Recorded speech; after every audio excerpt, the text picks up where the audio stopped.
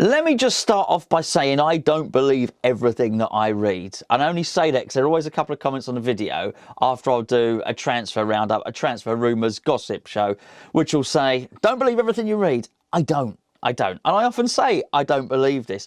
And it is exactly that. It's transfer rumours, it's transfer gossip. I often call it transfer tittle-tattle. I don't believe it, but I do quite enjoy it for all various reasons. I don't get excited if I think it's genuine and there's a player I like. And I think, well, we've got a realistic chance of signing this player.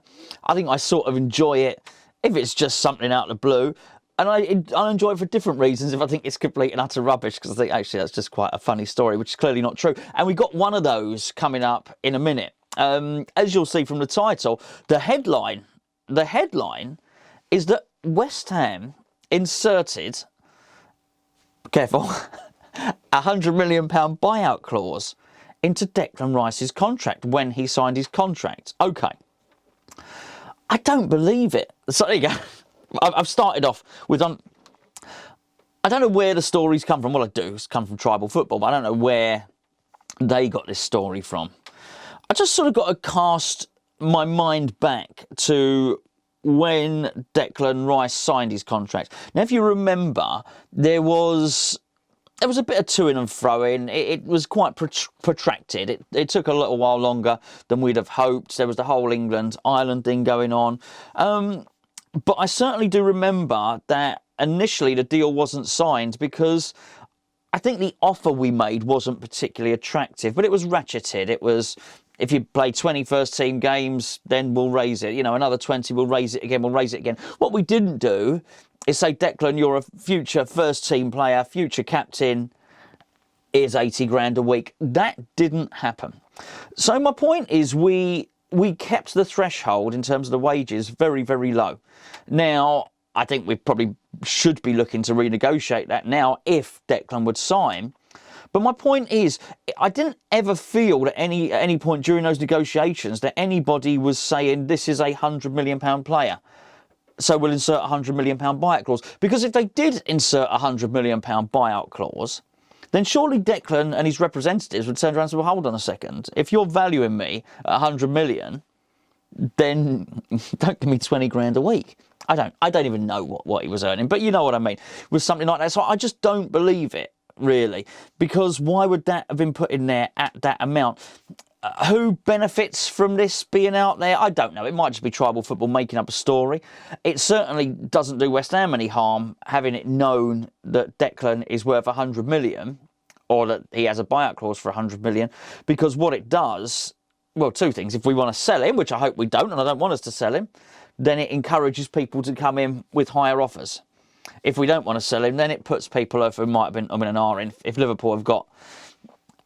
they've just signed a centre-half. Canate? I think they might have signed Canate. If they've got a spare 70 million to spare, as we all do, then they might look at Declan and think, oh, actually, we can't afford him. That can't be done. So it sort of works either way. I also think that if there is no clause... I'm not talking about Santa Claus, kids, by the way. There's no clause. There is a Father Christmas. There absolutely. Father Christmas...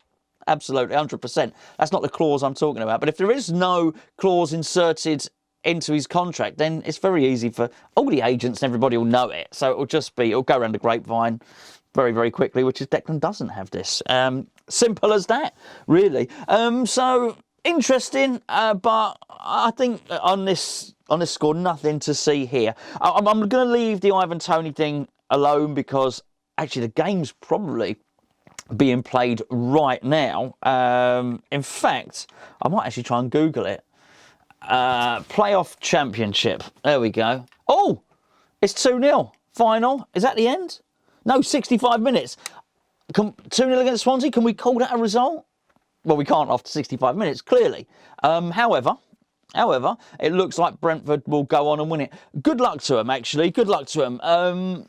They sort of deserve it for the way the club's run, actually. I think what it does do, it puts paid to Ivan Toney going anyway. He doesn't need to, does he? And funny enough, I was talking about contracts being ratcheted. I'm quite sure that Brentford's players, bearing in mind they have high and lofty ambitions, that their wages are doubled or something like that if they make it to the promised land of the Premier League. That was silly me. I should have muted my phone. I'm in bad form today. Bad form. So we'll leave Ivan Toney alone because I just don't think, well, both in terms of this video and West Ham as a club, why would they sell? They shouldn't sell. They want to stay out in the Premier League. Keep your best players. There's another story which says West Ham have 50-50 chance of signing Lingard after Twitter post. This makes me laugh, okay? This makes me laugh because the person that said it is Noel Whelan. What would Noel Whelan know about it? I just don't get that. Why?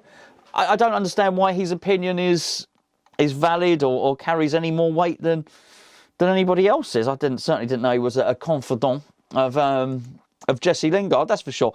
There's another article about Tammy Abraham. We've got Patson Daka. We're going to deal with him in a second. He's fast, by the way. Let's just get to Tammy Abraham. There's an article which has come from the Football Fancast, which is, a 90 minutes, which is saying West Ham have got to make this deal stick for Tammy Abraham. Really, why? It's saying Borussia Dortmund are in for him. Crystal Palace, Southampton and Brighton. I mean, you don't always hear those four clubs mentioned in the same sentence, do you? One of them's a sort of perennial Champions League qualifier. Another one of them is... the other three are sort of struggling mid-table Premier League teams. You know, are you going to go to a European super club? We call Dortmund that, or one of the others. I don't know. I certainly don't believe that we should be in a hurry to sign this guy and pay whatever, which does bring me to Patson Daka. Now, Patson Daka, a lot of you will be aware of him, and I have noticed that a lot of you talk about this guy in the chat.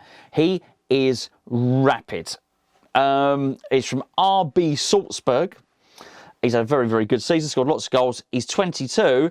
Now this one claims it's Manchester United, Man City, Liverpool and Arsenal who are keen on signing him. Wouldn't it be funny? It's like Manchester United, Man City and Grimsby are interested in signing him. Very good player, very fast, 34 goals, 12 assists. I know this is somebody that a lot of people would like us to sign. Watch this space, I guess. I don't disbelieve that we would like him. Here's one I do disbelieve. I've got to try and get his name right. Augustin Marchesin. Marchesin? Something like that. Anyway, he's the goalkeeper from Porto. 12 million. This story suggests from Sports Witness that we are going to bid 15 million for a 29-year-old goalkeeper. I don't know. Look, not my story. Why would we bid that amount for somebody of that age? I just don't think we would. I don't think we would. I tell you what did get my attention, though. Do you remember a few, I don't know, maybe a month ago, 2 or 3 weeks ago, anybody that watches this channel every day, you'll remember me saying I wouldn't be surprised if we made a bid for Christian Benteke. It just sort of made sense. I like him, you'll know this. I think he's a good player. I think Crystal Palace was the wrong club. I think if you can get the best out of him, and I think David Moyes has shown the ability to get the very best out of players. You know, look at Cresswell, look at Antonio. He can reinvigorate players, and I think if you can get a tune at Christian Benteke, he's an absolute monster. On a free transfer, not as our main striker, but if we got a main striker, Christian Benteke and Antonio, I like that. I like that for European competition. Anyway, so it was just something I said. I didn't know if I had any inside information or anything like that, but it's something I said, I don't know how to say, 2, 3, 4 weeks ago. Well, it looks like there's something. Now, Christian Benteke posted a social media post with, he was in the gym, he was doing some workout. What else was he doing in the gym? He was in the gym, he was scoffing his face with pizza. No, he was actually in the gym and he was eating. He was eating? That's not eating. He was working out. You can see how much I work out. And he posted that. But he wasn't doing that. He had the crossed hammers as the icon. So, you know, like putting an emoji at the bottom, he put the crossed hammers on there. I don't know. I mean, it's hard not to read anything into that. It's not like he posted an emoji with a thumb up or a smiley face or a floret of broccoli or something. And I'm thinking, oh, that means he's going to West Ham. You can actually, by the way, get a broccoli floret as an emoji, just so as you know, that does exist. I don't know. I found it quite interesting, and I would like that signing. I've made that clear.